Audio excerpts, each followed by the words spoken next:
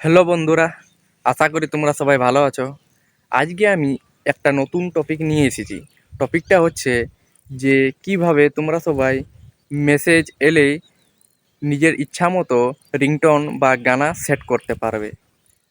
যে মেসেজ এলে যে রিংটোন বাজে তো সেইটা নিজের ইচ্ছা মতো গানা বা সং অ্যাড করবে কিংবা সেট সেট করবে। সেটা কিভাবে করবে তা আমি এই ভিডিওর মাধ্যমে তোমাদেরকে জানাতে যাচ্ছি। তোমরা এই ভিডিওটা শুরু থেকে শেষ পর্যন্ত দেখতে থাকো।